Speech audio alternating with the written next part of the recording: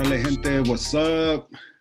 It's another MILPA episode. Welcome to the MILPA show. My name is Bernie Gomez. I'll be your host for today's show and episode. And we have a good conversation coming up today. We have our brother Joshua Sommers, is a programs and research associate for the Restoring Promise Initiative. The brother is coming from out of state. I'm gonna let him introduce himself. How we doing today, and name one person that has influenced and or motivated you to be who you are today. No, I appreciate it. And I'm looking forward to this plática. I would say I'm doing pretty well over here in Texas. It's hot, doing well, and taking in that energy. When I get a question like this, a check-in question like this, I like, someone that motivated me. I always acknowledge my mother, who brought me into this world, who throughout thick and thin has always been there for me. So I like to always, think of her during these times of a question like this. But I also come from a community, of warriors, so in a way, there's so many different people that played such a big part in my healing and in my growth. So I like to always acknowledge them as well. Yeah, most definitely. Yeah. I'm doing good too. I'm out here in Santa Cruz, right? The beach town, it's a nice weather outside. Good thing is fresh inside. I don't envy that heat out there, bro. It's like, no. I love the Central Coast. I love this weather. We were talking earlier, right? We could lightweight wear a long sleeve and be out in the playa, it's like, it's cool. But I think for me también, that's powerful that you say that, always acknowledging the mothers, right? It goes without saying, you got to acknowledge the mama first, My mom, she's, thank God and the creator that she's still around, still strong and being and mobile, still cocinando that fine food, everyone's mom make the best food, so, but she has motivated me también to charge a better version of myself. It's like I've given her some gray hairs, but now it's like I'm just trying to make up for those things, right, that I did growing up, being a chamaco, not listening. She really did motivate me. She always believed in me and always and continues to, right? Continues to show her amor, her unwielding and undying love. It's a mother's love, and you can't challenge that, right? It surpasses everything. I think motivated me también growing up. It's like I would want to say I grew up in the 80s, right? The first person that I think a lot of, at least over here in California, right, aquí in Watsonville, being an agricultural town, we heard a lot about Cesar Chavez, the UFW movement. We had the cannery strikes también, where mujeres, stood up to the tyranny of the growers and the industrial capitalism, right? So I think that coming from that lineage, right, of old school activists, that's what's really motivated me, right? Maybe without me even knowing it at the time, right? I was always driven into some pro community. So the mujeres, the UFW, the mama, right? I think those that molded me continue to grow and be who I am intended to be today. But yeah, Josh, gracias. You mentioned Texas, right? How was it growing up in Texas, huh?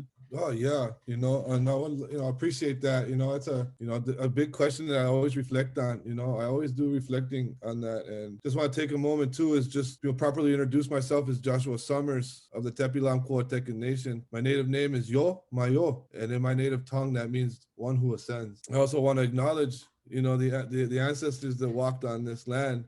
Before it was known as San Antonio, it was known as the land of Yanaguana, the land of the spirit waters. So I always like to acknowledge that too, when I think about growing up in Texas, of all the ancestors that came before us. It's interesting, I came back and forth from Wisconsin to Texas before I actually made the move. My mom is in Wisconsin. It was different. I quickly found out that there was a big difference, culture, traditions, and beliefs here. Some people, now as I'm older, I look back, I look at it as a blessing, but even sometimes it wasn't always good, growing up in these, in these certain ways, it almost felt like could be like you're obligated to certain things. I'm a fourth generation activist. My great grandmother fought for Native American rights here in San Antonio, and then her son, my grandfather, civil rights leader during the Chicano movement, and then my pops here too. Just following in those footsteps and doing community organizing within San Antonio for the Native population here. So, big shoes to fill. You get a good sense of community. I had uncles that called me nephew that I never even knew, never even met. But that's how strong the community is. The community brought different ways of teachings through storytelling, ceremonies. So as a youngster, I quickly started looking up to to these people. You know, quickly I wanted to learn songs like that. I wanted to learn how to hit the drum, like, you know, I wanted to, you know, be able to, you know, tend that fire, you know, and I realized, you know, as I'm growing up or as I'm spending these years here, there's teachings in everything. And that's what they told me. You know, everybody had long hair, you know. Now, you know, I learned like the reasons, there's reasons behind that, you know, and, you know, they called, you know, they believed in the powers of the universe or the elements of the earth. There's so many teachings in all of that. And I quickly started grasping onto that or wanted to know more about that. I was hungry for it, you know, so I constantly just started to ask questions and learn. You know, the community here in San Antonio, you know, has, you know, belonging to a community or a tribe of indigenous people here in San Antonio, you know, the Coahuiltecan Nation, Tāp Pīlam, you know, they're descendants of the missionized Indians who built the 5 missions of San Antonio. And the one thing is we are able to trace our families back easily into the 1600s. It's a place where it wasn't always good here for the native folks here. The mission Indians, you know, had it bad. You know, I mean, the missions is just another form of incarceration, you know, so belonging to that community and watching all the things that they stood for and the fights that they did, you know, having to fight the cities, the states, policies, and just watching the fight for human remains back. Not many people can say that they've held their ancestors in their hands, their bones of their ancestors. And I can say that, you know, I can say that I've been part of that, you know, I've watched it happen. I've watched the tears. I've watched the hard work. And I've also, you know, and I've also learned, you know, and that's part, you know, that's a little bit about the indigenous people here, you know, there's no federally recognition. There's nothing like that. We are always told we never needed a piece of paper to tell us that we were Indian. As far as the teachings that come out of it, you know, one thing that I've learned was that it took me years later to realize that something that was told, that a story that was told to me, you know, when I was younger, ended up being a teaching. You know what I mean? So it's like that's how the process goes. And what I learned is like over time, you look back and you say like, now that's what they were talking about, you know?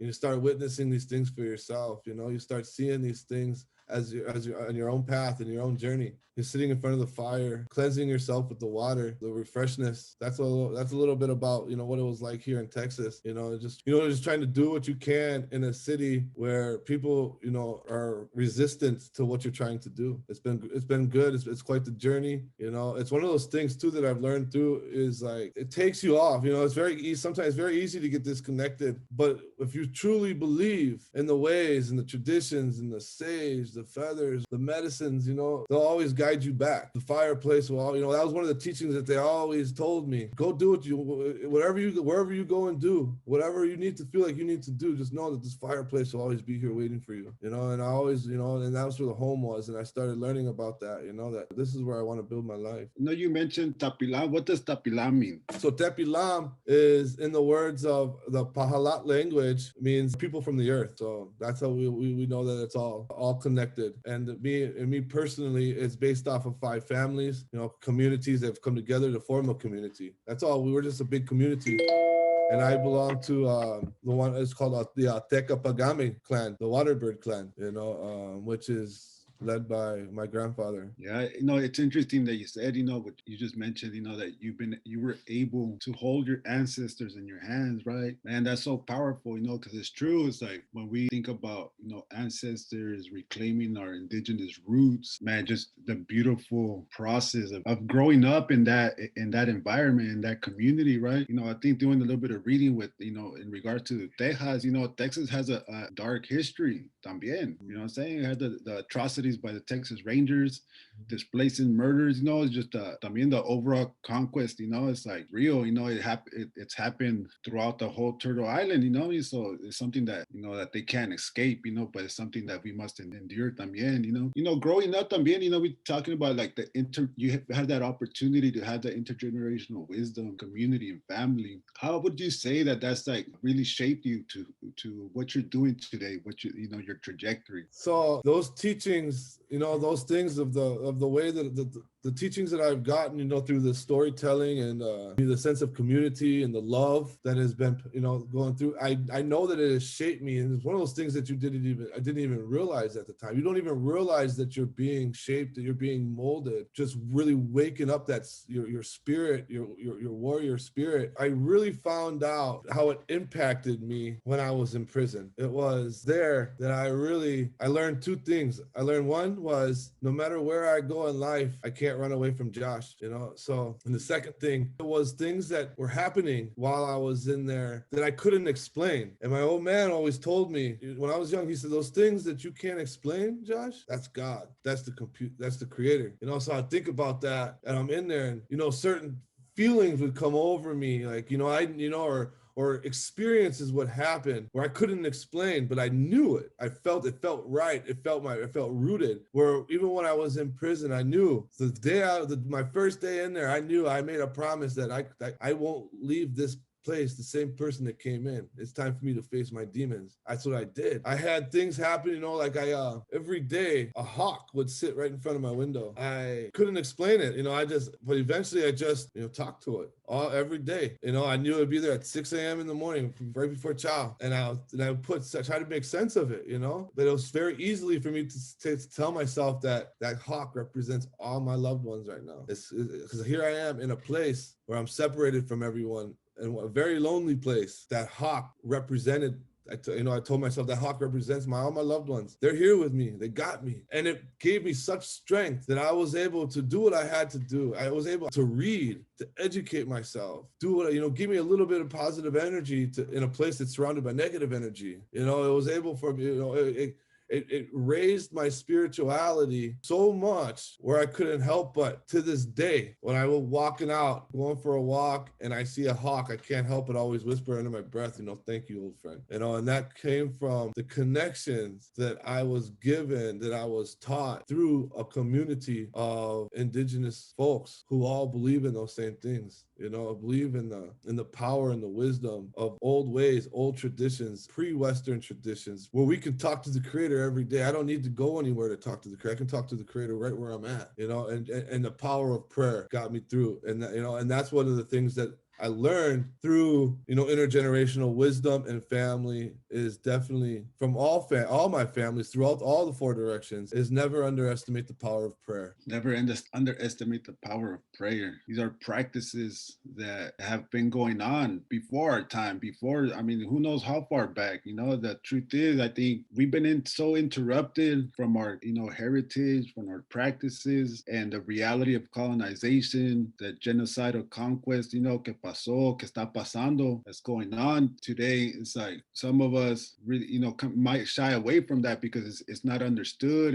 We haven't had that opportunity to explore that or express, and be able to express it, You mentioned being, in prison, formerly incarcerated, what have been the impacts that you've seen that institution has created upon you? I know that you said that spirit, the hawk, has gave you that strength, the will to survive and come out a different person. But what are some of the impacts that you've noticed though too, being locked up in a cage like that behind those cement walls and barbed wire? It was definitely impactful. I definitely feel even out here, not a day goes by where I don't, think about, what life was like in there. It was the things that, for example, my first time going outside, when they first let you outside, that feeling that came over me and just feeling that sun on your face, the smelling of the fresh air, it made you think that nobody belongs in a place like this. It was hard. It was very impactful spiritually, mentally, and physically, especially when you have your lawyer telling you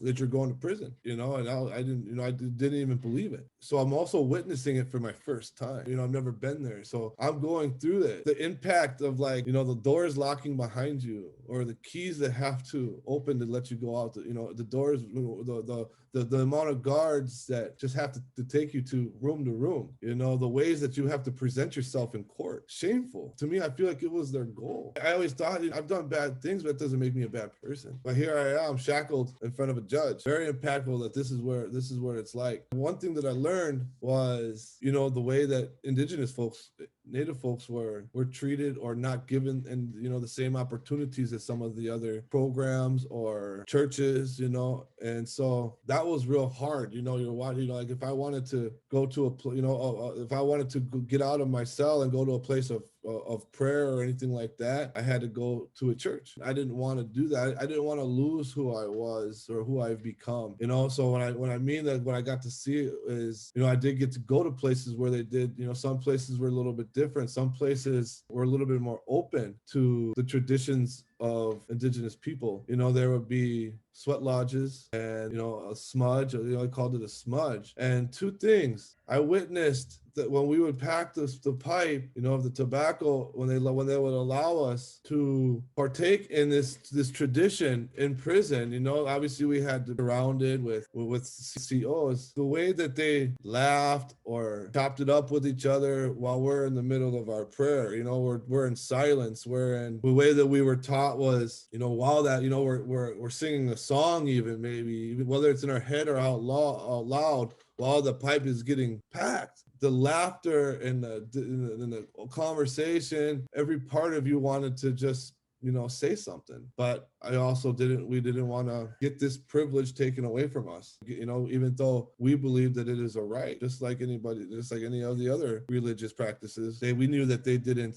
feel it that way. So that was hard, just watching the kind of like the disrespectful, the lack of caring for this way of life. I was able to go to the sweat lodge and I witnessed the impact of that. When you're sitting and when you're getting ready to go in there, it was surrounded by Native folks, indigenous folks from all over, getting ready to go sweat. And there was a feeling, whether it was briefly or short-lived, it was a feeling of freedom. I'm here, with this, with all these folks coming together for this, for our own struggles, the sacred space to come do this sweat lodge. So that was the closest that I felt free while in there, was around the smell of that fire, the touch of the lodge, and surrounded by these individuals who have all come here for the same reason that I have. Yeah, most definitely, right? The cleansing of the body and the spirit, I know here in California, you have to be federally recognized in order to have access to the sweat lodge. And we see it, I remember, walking the yarda, and there's a little space for it, with the little lodge, a little fire pit right there. And it intrigued me, and this is before coming to Milpa and, learning, about the practices and the ways, and trying to reconnect to the roots. And it's interesting, it's like, when you say, it felt, there was a feeling, right? And every time though, I would walk by it también, or when they were getting ready to, they had it covered up and the fire was going. There was always an attractiveness to it for me, and I remember raising those questions too. It's like, how can we have access to it while we're locked? The impact is like, man, I get it. I remember too when first time I was able to come out and feel the sun after a good like almost 2 years of isolation. You looking pale, right? My hair was growing out. When I grew hair, I don't grow hair no more. It's like, but man, they just that power, something so natural in essence, right? Just feeling that warmth, feeling the skin, absorbing those vitamins, it's so impactful. I think también like the struggle to de-incarcerate. It was a long time for me to be able to, come out of that hole. And congratulations, brother, for surviving that, coming out here, back to our community where we need you, with as a new person, but that también, always, I think it's important for us to never forget where we've been, our experiences that we endured, right? Because it only makes us, that much stronger. It only provides us with that much more experience, right? It's interesting, because you have the cultura, the background, been formerly incarcerated, man. It's like a no-brainer, coming here working for Milpa, it's like, hey, because that's that's the community that we come from, so I guess in that segue, it's like, well, how did you come across Milpa? I like the way that you put that. I do realize that I had to go through everything that I went through to be the person that I am today. I didn't realize that the old Josh had to make changes or even almost die so this new Josh could be born. Being a survivor of addiction, incarceration, oppression. The impact on it was so, even just talking about it, it's been a long time since I talked about it, but It was very shameful, for me at the first. And that's another story as I go into recently upon release. I was about to go for a back to ceremony, my first time after being released, sitting around, sitting on a fire, a teepee, and listening to the drum and the songs. I didn't even know how I felt. There was something when, I even in my community here, to be completely honest, like not too many of us have background of incarceration. I just wanted to put it behind me and forget and do my best to forget about it, learn to just start getting better sleep at night without waking up to, certain things that are going through your head or accounts, jumping off the bed, just really, like you said, decarcerate, So I even was hesitant to even go back. God, right now I just need to be here. Maybe I'm not ready for that. Juan Gomez came into town for that ceremony. I sat there cleaning wood. He knew that I just got out of prison. This is before I even really I knew of MILPA, but never really focused on too much of the things that they were doing. But he knew it. And that's how that fire works. He knew it. He knew that, oh man, he was like, I need you to come out, I need you to come out here. He sat with me when everybody left, to go get ready for ceremony and get, put on their bolos, put on their bolos, he stayed with me and we talked, and I told him it was so rooted. It felt like my first time being able to talk about it comfortably. It was the first time that someone told me, hey, it's okay, man. Me too. I'm formerly incarcerated too. I know what it's like. I know what you went through. And he called me and he stayed until we stayed in touch. Boom, and kept calling. And one thing I learned through building relationships with folks, I started going out there, building relationships with all the folks out there. It was like a community there. MILPA was a community, a community of where, I felt the belonging, I'm just getting out of prison and I've been locked up and I'm sitting at a table with all kinds of people that are in the same boat, that all know what it's like, that they hear that clink, and that was so powerful to me, and then you quickly learn, like watching the speakers, watching everybody talk and listening to the way that they adjust. My name is so-and-so, and I'm formerly incarcerated, system impacted. I just got chills just saying that right now. That's good. That's what I would hear, like, wow, because I was coming out living like, my name is so-and-so, and that's the last thing that I wanted to say. I quickly, adapted or it changed the way that thinking was. Because of what MILPA represented, the place and the root in the culture, the family, the canalismo. It was deep. So I'm able to do that because I quickly got out of prison and instantly, even sitting in prison before you get out, you're constantly thinking about life when you get out of it. When you get out, I'm kind of thinking like, well, now before prison, I was a 0-time felon. Now I'm leaving prison, 3-time felon. You know what I mean? So I was like, what are my options? I didn't know. So I'm making decisions for myself, not because, even going to school. I'm glad that I did. Yeah, don't get me wrong. But don't think that I was like, oh, I wanted to be all this or I wanted to be all that. No, I didn't think that I had any other choice. I was like, what can I do? This is the only options I have to be successful. I didn't know, and MILPA, and it showed me, there's plenty of opportunities for folks like me, and I'm forever grateful. The real challenge, right, is living in this country with the record. Yeah. Right. For life. For life. And it's, it's interesting that for a long time también, I would wake up during the night, like, man, hearing keys. Yeah. Or feeling the boots scraping on that concrete, that sound, right? You hear it down the tier doing the welfare check, right? Yeah. Getting woken up to a bright flashlight right on your eyes for no reason other than because they can and they want to mess with your sleep and create more chaos for us, right? Or for the individual. Those are things that for a long time también I was ashamed of, and there is power in having shame, having vergüenza of the choices that we once made, that landed us in that place. But I think también, gracias a MILPA and the individuals that are here, like yourself, right? Actually wearing those trespasses responsibly, and being and having pride of the things that we've actually endured and grew out of. It resonates and it's powerful that, you're saying, because it's the connection, and I get that connection here at the Milpa community, right, is that we all have that lived experience that brings us in, and that understanding. We have that compassion, right? We have that brotherly love, community love. It's like we know what it's like. So yeah, man, I'm just like in my feelings right now too, just thinking about that, man. It's like I haven't thought about it también that much, like really listen to someone else speak on it, and we always have conversations here and there, but never like this, but no, yeah, I appreciate you, man, for bringing that in también again, because it's always good to, just to see where we're at, how far we've come along, kind of changing the pace here, a little bit. It's my understanding that, you're a jewelry maker, that you like to, get creative. And I see you're all decked out right now también, it's like, whoa, okay, so I don't know, maybe you can break it down for us a little bit as to what you do in regards to jewelry making. I appreciate that. It's all because even the jewelry making, it's all connected.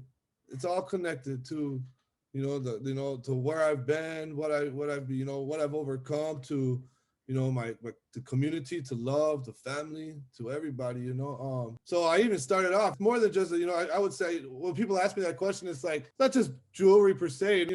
I started off making, dream catchers, moccasins, gourds, beadwork, and, eventually transformed into a little bit more of what like Yanawana represents, San Antonio, or South Texas, and that with in our native language, it's called the samin, which is also the mescal bean seed. It comes from the mountain laurel tree. It's what's funny because if you come here, and I hope that you do, and we went for a walk through a park, they're everywhere, all over the ground. And so it's one of those things that like people are walking over them, past them, on them every day of their lives, not even knowing, to some of us, how sacred those beans are and how sacred those seeds are. The indigenous people would decorate their horses with them, wear them for protection, as a medicine, and they would, make them as gifts. So it brings me great honor to have learned to take something from the earth and make it into something, a piece of jewelry, and share it, not only as art from me, but art from the earth, from the land of Yanawana, and now there's necklaces and jewelry, and, I've shared them with a lot of folks, relatives and community, and just brothers and sisters, So, and it's funny, it even goes back to a funny story around that, is it's back to that storytelling oral traditions of like how the mescal bean even came to my attention. And it goes back, it's funny because as I'm listening to myself through this interview, and I'm thinking to myself, how many times now has each one of my thoughts and stories have taken me back to the fireplace, a fire, but it was, again, that fire, we're sitting around there and in prayer, with the ancestors, and the old man was doing a speech, and I had no idea. He was, expressing himself is the proper way to say it, not speech, but, and he stopped in front of me, and he grabbed my hand, and he put these things in my hand, like this. And it was I opened it up, and it was, at the time I had no idea what it was. Like, what is this? I don't know what it is, but it was a bandolero, when it goes like this, made out of mescal beans. And he started crying when he gave it to me. And he says, I waited a long time to have you in here with me. And so I quickly realized that what he gave me was not just jewelry or bandoleros, it was a part of him. His hands made it, I never lost that, and that was many years ago. And I never lost that, and I carried it with me for so many years. And I learned about what this is. What is the mescal bean? What is this? I'm seeing it all over when I go to, any kind of ceremonies or gatherings, people are wearing them. So I learned. And then I quickly realized there's an old teaching that says, you don't find them, they find you. It's almost like a relationship was formed between me and the mescal bean. I wanted to contribute in this way. I wanted to make all kinds of things with them.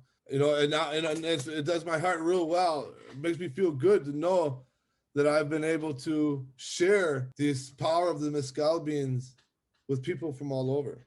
It's so like, going back to how connected it how it blends into my connectiveness, the process of making something like that.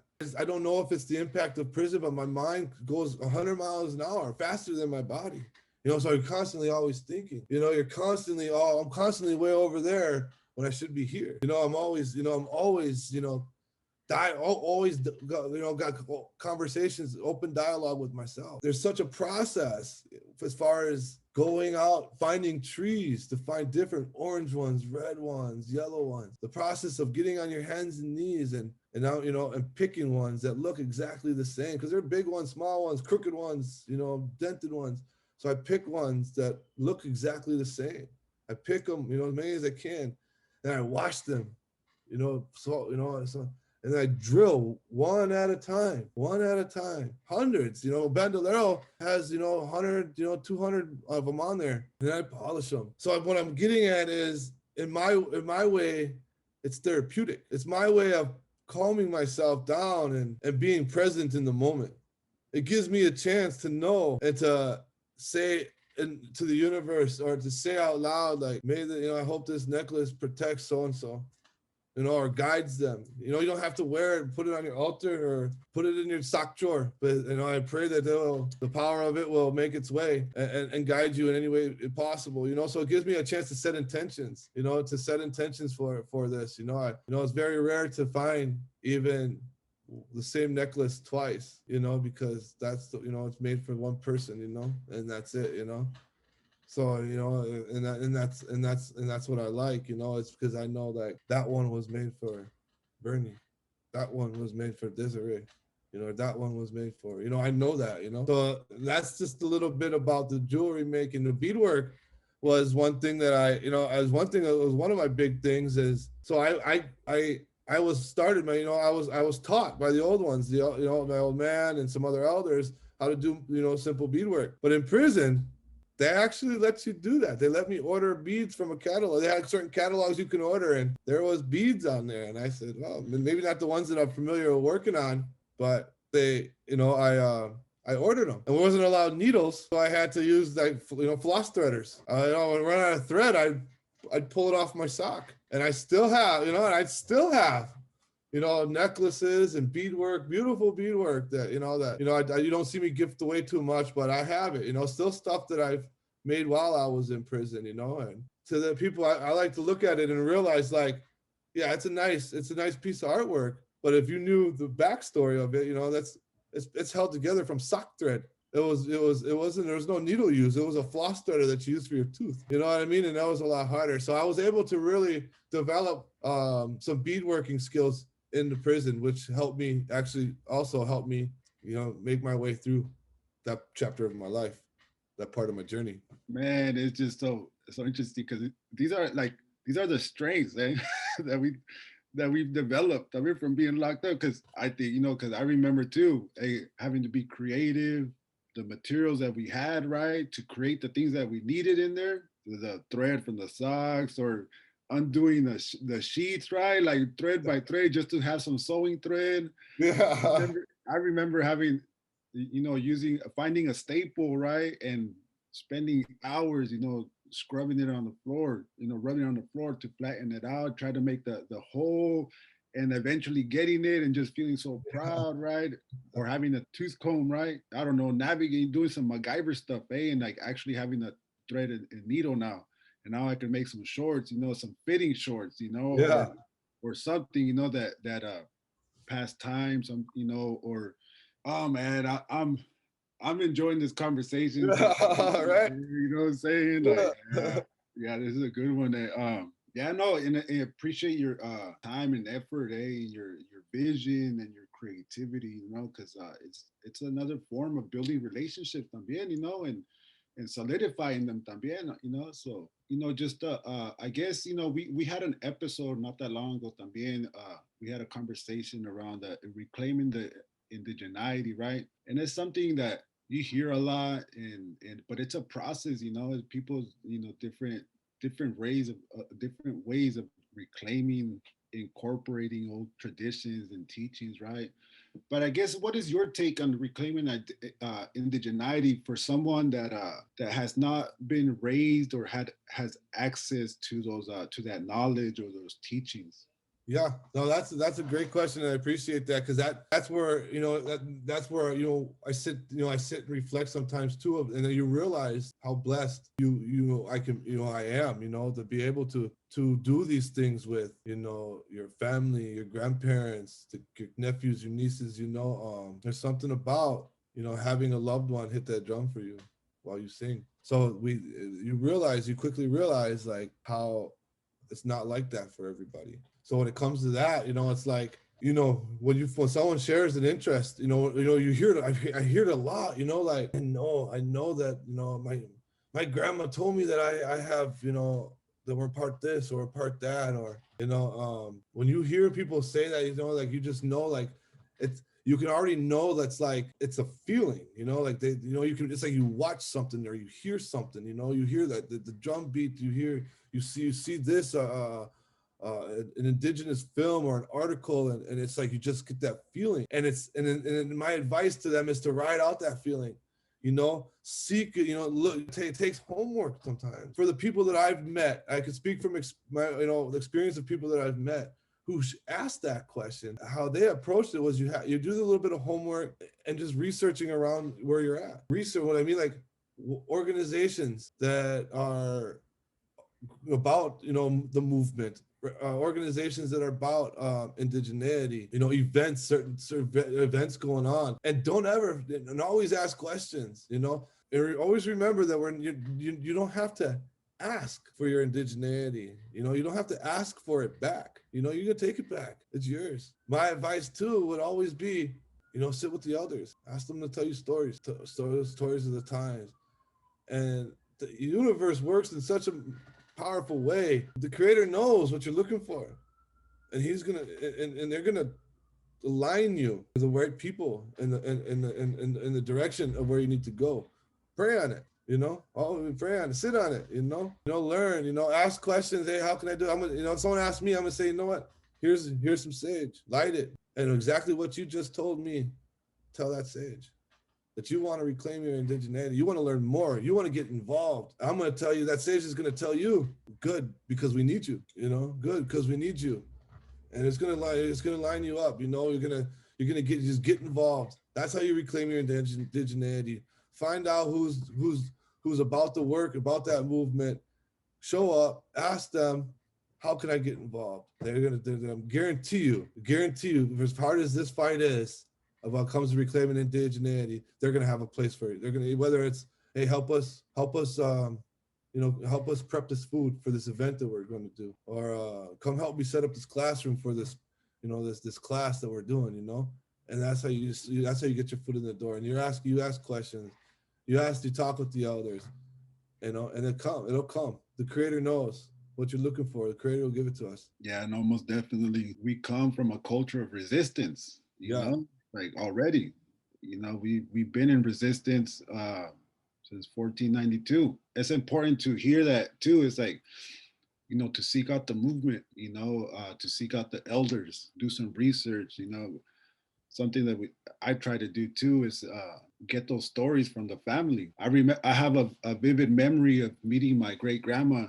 Doña Maria, 104 years old, and this is when I was a kid, from Zacatecas, right, from the Cascan Nación on there, the tribes on there, old, small, short, prieta, just dark, 100 foot. I mean, that's what 104 years looks like, I think, it's like, yeah. But grandma, man, she was still on her feet, walking with her little cane, her little flask of her little mezcal, and her cigarrillo. And for her, it's like she didn't even speak Spanish.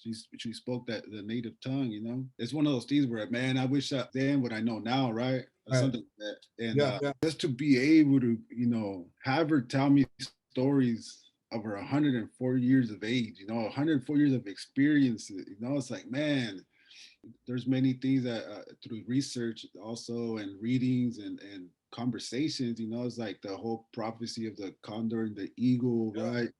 you know, if you go on YouTube, or you know, it's like you have these también folks telling the stories, telling these old writings and just oral traditions that have been going on that survived, right, for, you know, for centuries now, you know. So it's just powerful stuff here, man. It's like, and I hope that everybody that, you know, that engages it, is interested and it feels it, you know.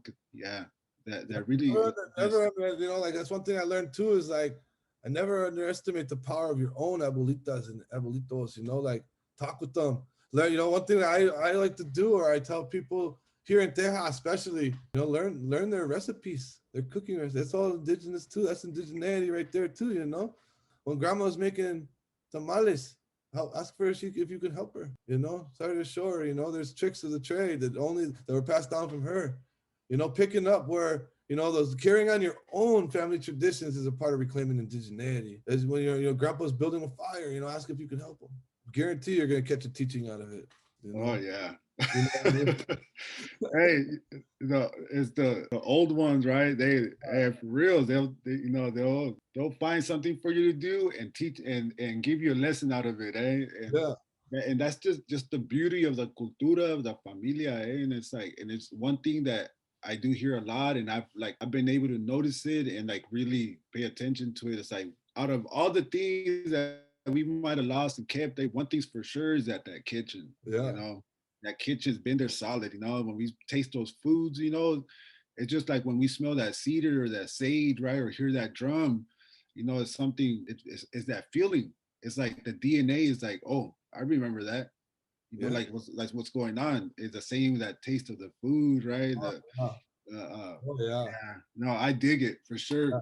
Oh yeah. Yeah. Now, yeah, I appreciate this conversation again. You know, I can't say that enough times. You know, just to bring it in and start to like wind it down, right? You know, también as is customary, you know, we always want to end with a call to action for the youth or for those that are watching this. You know, what would your call of action for these folks be? No, that's a great way to, you know, you know, close it in, bring it in, you know. And I think to myself, like, you know, if I'm talking to the youth, you know, don't ever underestimate the value of your youth. You have the power to change worlds. Learn, ask questions, you know. That's what I would say. That's what I would say. Hold your heart open to the truth. Palabra. Don't underestimate the power of your youth. Boom. Man, I appreciate this. You know, I appreciate you, Josh. Again, those folks that are watching this, you know, sit with this with Josh's words, you know, they sound true. You know, pero con eso, stay tuned, you know, for these next episodes coming down. We have episodes that are been loaded up, you know. Peep them out, check them out, you know, and hopefully these conversations, you know, bring a little bit more consciousness to your life, a little bit more curiosity, you know, y todo eso. But con eso, you know, gracias everybody for tuning in, for supporting, you know, and gracias, Josh. Hey, peace. Yeah.